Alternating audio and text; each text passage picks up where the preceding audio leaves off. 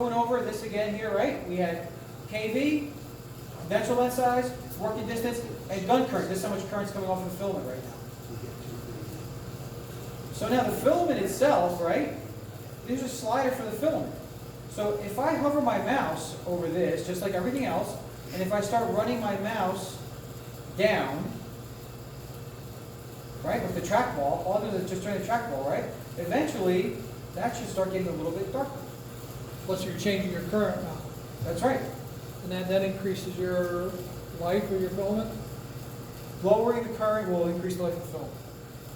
So if I hold the slider, and if I start sliding it down, right, that just got dark, right? And then, I slide it up just to get the bright spot. I'm sliding it up, no change, no change. A little bit of change right there. Yep, there's a dark. There's bright. Oh, it's like saturating your beam. That's exactly what we're saturating the filament. You guys familiar with saturating the filament on your hammer? You ever done it before? Right, you grab the knob on the bottom. Who did saturation of the film? Somebody I used to, yeah. All right, well, it doesn't saturate itself, just to let you know. So there's a knob on there, on the very bottom of your hammer, at the bottom, right? If you put a new filament in, you just go 1020 kV, yes, the beam will come up, but it doesn't necessarily mean the filament is saturated. It works on a curve. The filament curve works on brightness coming up, voltage is coming across, right? So if I was to draw a scale of brightness coming up, and then eventually plateaus, well, if this is a voltage scale, let's say it's 5 volts at the plateau spot, exactly where it plateaus. Well, if it's not getting any brighter, and that's at 7 volts, right, and I didn't get any brighter, I've got my filament at 7 volts, well, guess what? That filament's going to last an hour, half hour, I don't know. You want it to be right at the top of the brightness curve, right as soon as it plateaus, whatever voltage that is. And that's what I just simulated with the slider as well. Are there two on this one? You won't always see the false peak, but yes, there's always a false peak with the tungsten film. I was going to ask you if this is tungsten. Yeah, all right. Yep. Yeah. There's always a false peak. Sometimes you see it, sometimes you don't, even with the hammer. Depends how well the gun is aligned. Yeah, I know. Okay. Yep. So for now, just run it, and then when this filament blows for the first time, we will come up and we'll go through filament install procedure and how to saturate the filament.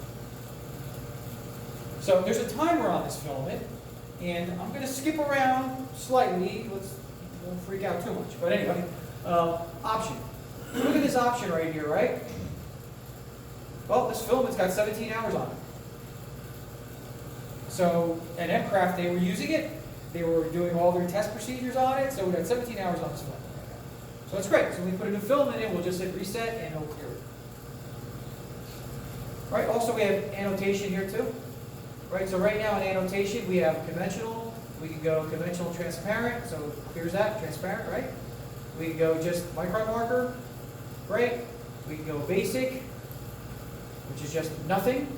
So I don't know how you guys like it. I like that, it looks pretty good, so I leave it at conventional. Does that show up on the photo? Yes. Good. Good.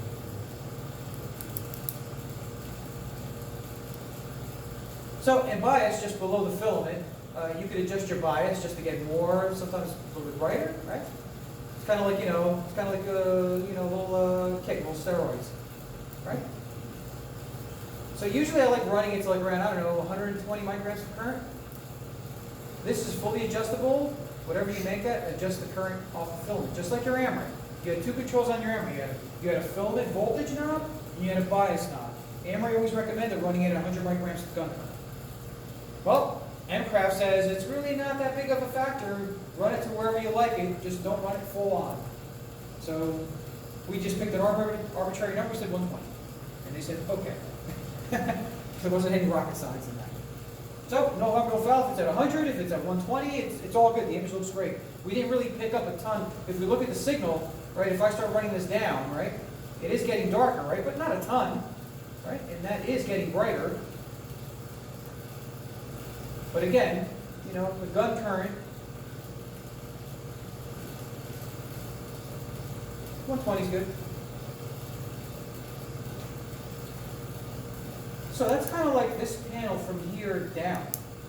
So the next two features you have here is vac and vent. You can't do either or because the beam is on, right? And so if you were to shut the beam off, beam's off, now we can either vent, right? We can vent the system if we want to. So far, so good?